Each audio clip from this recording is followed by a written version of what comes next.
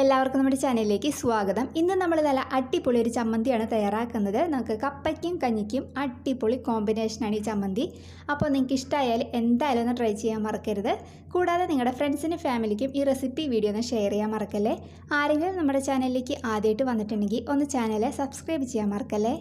അപ്പോൾ നമ്മുടെ അടിപൊളി ചമ്മന്തി റെഡിയാക്കാൻ വേണ്ടിയിട്ട് ഞാൻ സ്റ്റവ് ഓണാക്കി ഒരു പാൻ വെച്ച് കൊടുത്തിട്ടുണ്ട്. പാനൊന്ന് ചൂടായിട്ട് വരുമ്പോഴത്തേക്ക് ഇതിലേക്ക് 2 ടേബിൾ സ്പൂൺ വെളിച്ചെണ്ണ ചേർക്കുന്നുണ്ട്.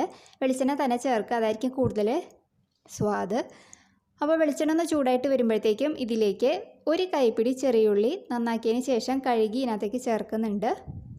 അപ്പോൾ ഇതിൻ്റെ അളവ് നിങ്ങളുടെ ഇതിനനുസരിച്ചിട്ട് മാറ്റം വരുത്താം കേട്ടോ. ഇനി ഇതിലേക്ക് ആവശ്യത്തിന് ഉപ്പ് ചേർക്കാം.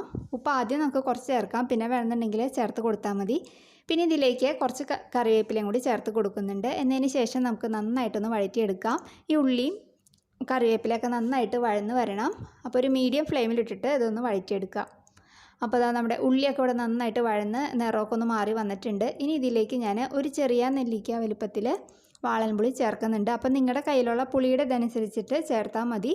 ഇതിപ്പോൾ അത്യാവശ്യം നല്ല പുളിയുള്ള പുളി ആയതുകൊണ്ടാണ് ഞാൻ ഇതിനകത്തേക്ക് ഒരു ചെറിയ നെല്ലിക്ക വലുപ്പത്തിൽ പുളി ചേർത്തേക്കണം കേട്ടോ. ഇനി ഇതിലേക്ക് ഒരു 4 വറ്റൽമുളക് ചേർക്കുന്നുണ്ട്. അപ്പോൾ വറ്റൽമുളകിൻ്റെ കളവ് നിങ്ങളുടെ എരിവിനനുസരിച്ചിട്ട് മാറ്റം വരുത്തുക. ഇതിപ്പോൾ അധികം എരിവൊന്നും ഇല്ല, അതുകൊണ്ടാണ് ഞാനിതിലേക്ക് 4 എണ്ണം ചേർത്തേക്കണം കേട്ടോ.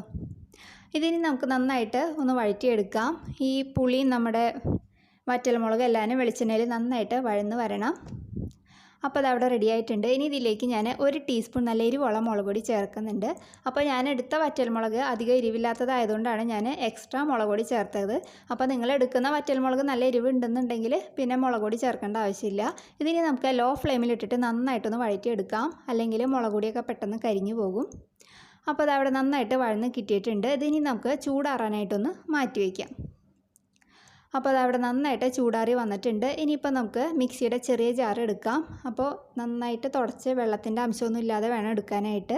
ഇതിലേക്ക് ആദ്യമേ നമുക്ക് വറ്റൽമുളക് ഇട്ടിട്ടൊന്ന് പൊടിച്ചെടുക്കാം. അപ്പോൾ വറ്റൽമുളക് എടുക്കുമ്പോൾ അതിൻ്റെ ഞെട്ടി കളഞ്ഞിട്ടൊന്ന് എടുക്കാം കേട്ടോ. അപ്പോൾ അതായത് ചേർത്ത് കൊടുത്തിട്ടുണ്ട്. ഇതിന് നമുക്കൊന്ന് പൊടിച്ചെടുത്തിട്ട് കൊണ്ടുവരാം.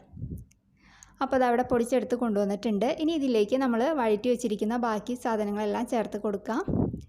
ഇനി ഇതിലേക്ക് ഞാൻ കുറച്ചും കൂടി ഉപ്പ് ചേർക്കുന്നുണ്ട്. ഇതിലിപ്പോൾ ഞാൻ നോക്കിയപ്പോൾ ഉപ്പ് അധികം ഇല്ല, അതുകൊണ്ട് ഞാൻ കുറച്ചും കൂടി ചേർത്തിട്ടുണ്ട്.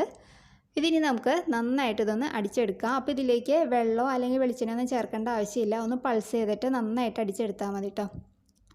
അപ്പോൾ അതവിടെ നന്നായിട്ട് അരച്ചെടുത്ത് കൊണ്ടുവന്നിട്ടുണ്ട്. നമ്മുടെ അടിപൊളി ചമ്മന്തി ഇവിടെ റെഡി ആയിട്ടുണ്ട്. ഇത് ഞാൻ ഒരു പാത്രത്തിലേക്ക് മാറ്റുകയാണ്.